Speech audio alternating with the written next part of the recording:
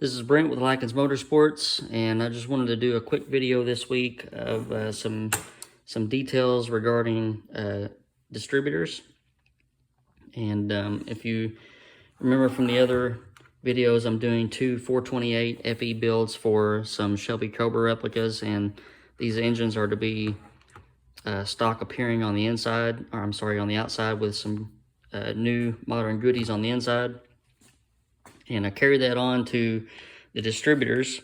These are remanufactured distributors. This is a Motorcraft, and this one right here is an Autolite. But there's a couple of steps that we take to make sure everything is blueprinted and correct. And I had these two distributors sent off to Jim Woods to have him go through them, and I don't have a distributor machine here, so he changed the curve for me to my spec. And it's generally an easy way to make an engine feel stouter and to also complement any aftermarket parts or any non-factory parts that you have.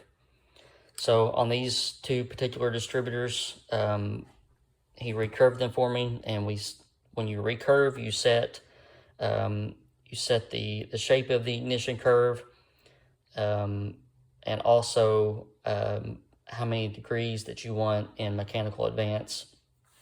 So with it being a Shelby Cobra replica, which is a fairly lightweight car, we set these curves up pretty steep with all the advance in by excuse me, 2800 RPM.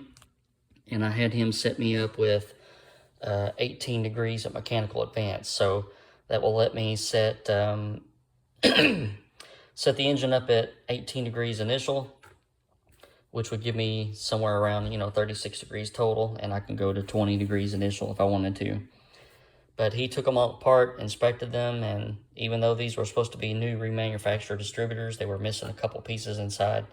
So he corrected that for me, set the curves up for me, and then sent them back. So he did a good job, and I would recommend his work if you need some distributor work.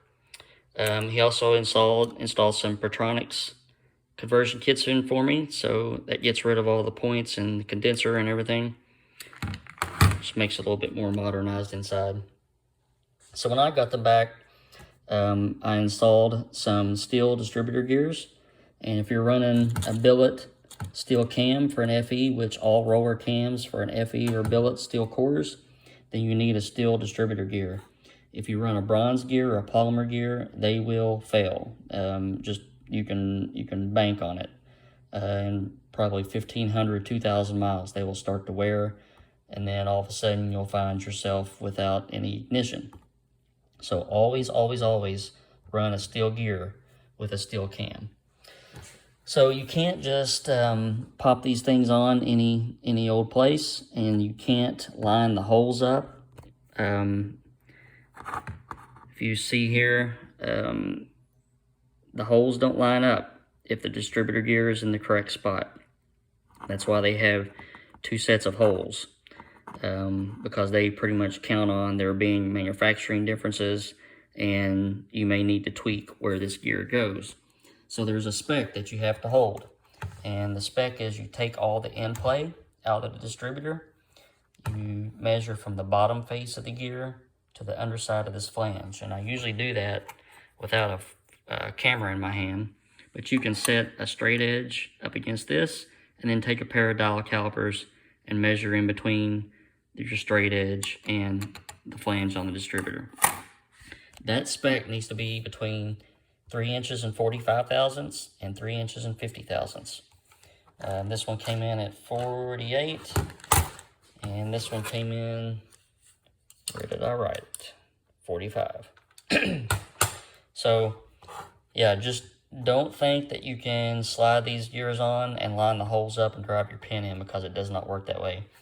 I had an engine builder one time send me a distributor that he had changed gears on, and apparently he didn't do it correctly, because when I stuck it in the engine and I didn't double check his work, and when we fired the engine up on the dyno, it proceeded to spin the distributor in the bore, and it wadded all the spark plug wires up. So not a good scenario. So once you get the gear on the correct spot, you can put the distributor in a drill press and drill the hole. What I usually do, this direction was the original hole. I usually turn them 90 degrees and put a new hole. And then just use a little green Loctite, drive a pin in, and you're good to go. So these two distributors are ready. I've got some brand new rotors and distributor caps, and I'll put those on now. All right, so we got our rotors on and our distributor cap, and that's pretty much a pretty factory appearing distributor.